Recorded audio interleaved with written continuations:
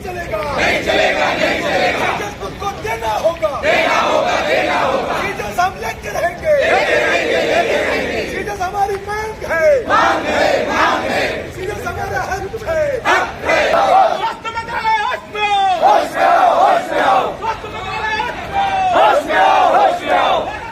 जिंदाबाद, होश में आओ, होश में आओ।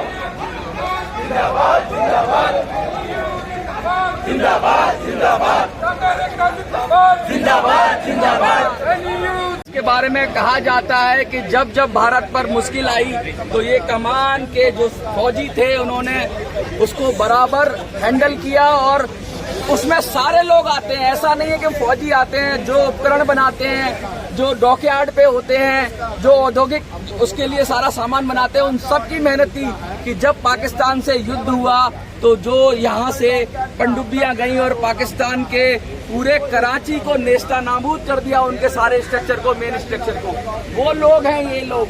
और ये लोग क्या मांग रहे हैं, बड़ी हंसी आती है मुझे सुनकर। फैसिलिटीज मांग रहे हैं और इतने बड़े लोग और इतना बड़ा, हमें तो आज सुनकर ये पहली बार बड़ा ही आश्चर्य हुआ कि जो पश्चिमी नौसेना कमान के औद्योगिक कर्मचारी हैं उनको CGHS नहीं मिलता तो फिर किसको मिलेगा। CGHS जो सेंट्रल गवर्नमेंट की स्कीम है उसके अंदर मेडिकल फैसिलिटीज होती हैं और कर्मचारियों का ये हक होता है, वो चाहे किसी भी क्षेत्र में हो। अभी कुछ मुझे जैसे बात करके पता चला कि डॉकयार्ड में कुछ एक ऑर्डर पास हुआ कि अंदर वालों को मिलेगा और बाहर वालों को नहीं मिलेगा। बड़ी अजीब सी स्थिति है और इस स्थिति को देखकर लगता है कि यहाँ भी डिस्क्रिमिनेशन हो रहा है, यहाँ भी भेदभाव हो रहा है और भारत देश में कम से कम फौजियों के साथ या सेना से जुड़े लोगों के साथ भेदभाव नहीं होना चाहिए, ऐसी हमारा मानना है। सर, आप ये अजीब सी मतलब CGHS की मांग, कोई बड़ी मांग करते, पेंशन की करते, सैलरी की करते, पैसा नहीं देता। हाँ। और यहाँ तो पूरा देश घूसखोरों से भरा है। घूस दो, CGHS लो, तो हम लोग घूस नहीं देता। सरकारी कर्मचारी है, हम लोग से भी घूस कम। तो हेल्थ मिनिस्ट्री मांग रहा है, मांगता है हेल्थ मिनिस्ट्री क्या कह रहा है, एक बिल पास करने के लिए, रिटायर्ड एम्प्लॉय का एक बिल पास करने के लिए बड़ा बाबू को पैसा नहीं दो तो बिल पास नहीं होता। हम खुल के बोल रहा, हम प्रूव करेंगे, प्रूव करेंगे। दवाई मांगने के लिए आपको गिड़गिड़ाना पड़ता है, उसके लिए आज नहीं है धरना। ये धरना आज है कि हमारे आपने से जो बोला कि नेवी के कर्मचारी अंदर वाले को मिल रहा है लेकिन जो बाहर है उन्हीं के साथ काम करते हैं उनको नहीं मिल रहा है। और वही बाहर का आदमी प्रधानमंत्री का हेलीकॉप्टर चला के ले जाता है? प्रधानमंत्री बनता है, MP बनता है, आज बना, कल से घर में दवाई जाता है, कल से घर में दवाई जाता है और जिंदगी भर जाता है। ये 35 साल काम करने के बाद डॉकयार्ड के बाहर काम कर रहा है लेकिन डॉकयार्ड का पैसा उसको मिल रहा है, नेवल कमांड से पैसा आ रहा है। उसका सैलरी कहाँ से आ रहा है? नेवल कमांड से आ रहा है। कोई आदमी उसी का कर्मचारी है। अब इसका बात यह है कि उसको नहीं दे रहा है। सरकार का ऑर्डर में खाली इतना ही लिखा था कि 2016 में लिखा ये कि नेवल क्या बोलते उसको डॉकयार्ड को मिलेगा। अब वो बस वो इंटरप्रेट कर दिया बड़ा बाबू ने, मतलब अपनी मर्जी से आता ना भाई, जो बड़े बाबू कहे वही सही। हम अगर पैसा लेके जाएं तो कल बड़ा बाबू मान जाए, पैसा हम देंगे नहीं, इसलिए हमको हरास कर रहा है। कितने कर्मचारी हैं? लगभग 20,000 लोग। यस। और बड़े बाबू को समझ में नहीं आता क्या कि डॉकयार्ड का मतलब होता क्या है, या कोई डेफिनेशन है? देखिए कारण क्या है, ये नीचे से ऊपर तक पैसा बंधा रहता है।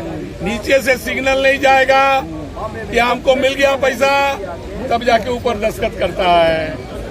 अभी हम देता नहीं, वो सिग्नल नहीं जाता है, इसलिए हम कुछ भी करता है। जो 16 से कितना साल हो गया? 16, 4, 20 और 3, 7 साल हो गया। क्या मांग रहा है? ये जो डिस्पेंसरीज हैं CGHS की, यहाँ भी बहुत सारी समस्याएं रहती हैं, दवाइयाँ नहीं होती हैं।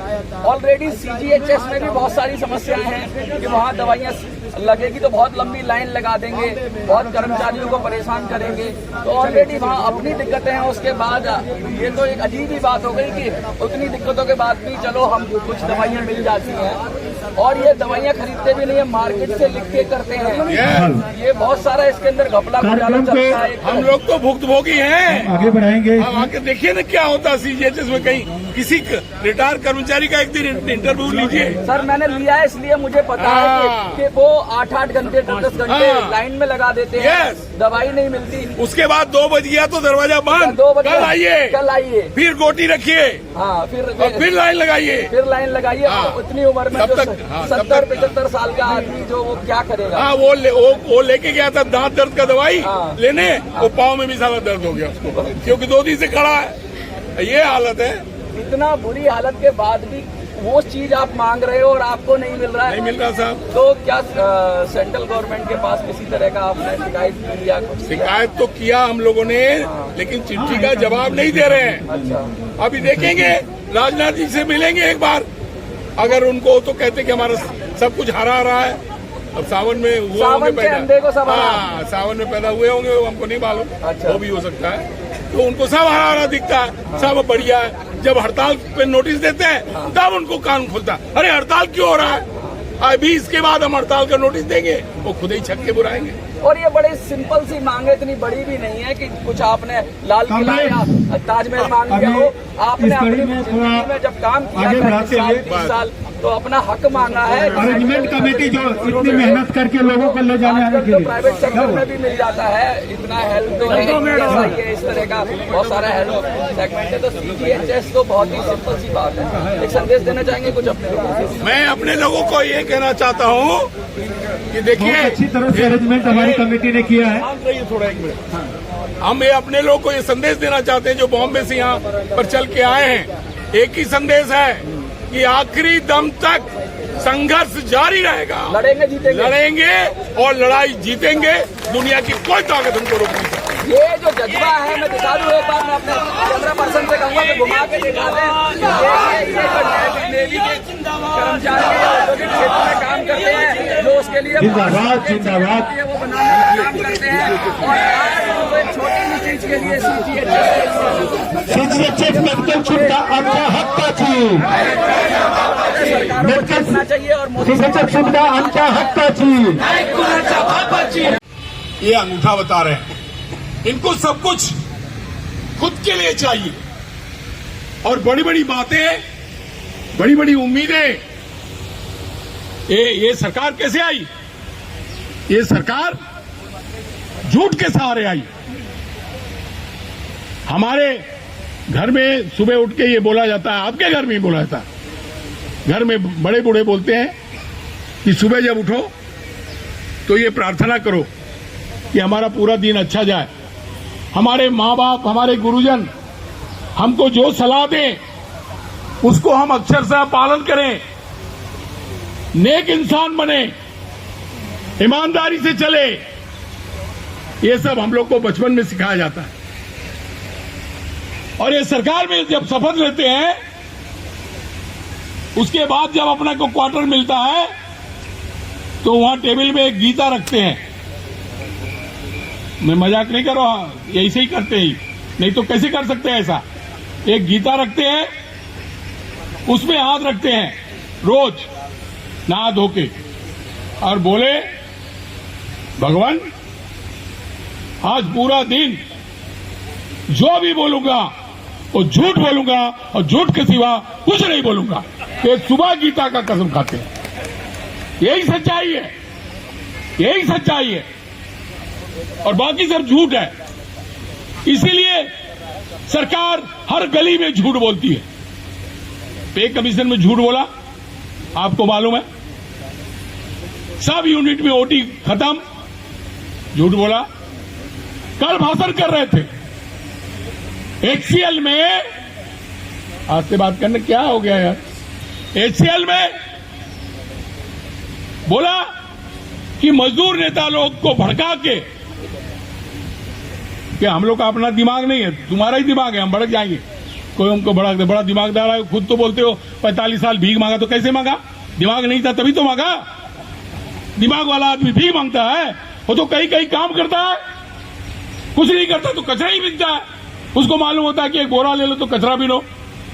ये बोलता मैं 45 साल भीख मांगा, मतलब भीख मंगल से भी बेहतर तुम्हारी जिंदगी थी। बकवास जिंदगी होगी जो तुमको कुछ नहीं आता है, तो तुम कैसा बन गया? हम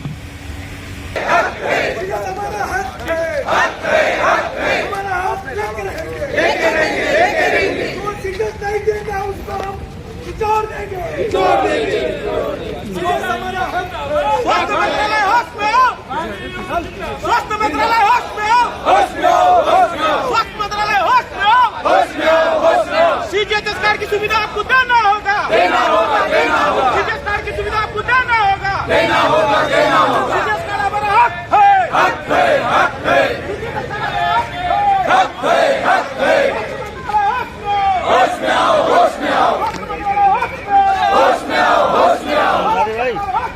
होश में आओ AIDF जिंदाबाद AIDF जिंदाबाद केंद्र वही राज करेगा जो पेंशन देगा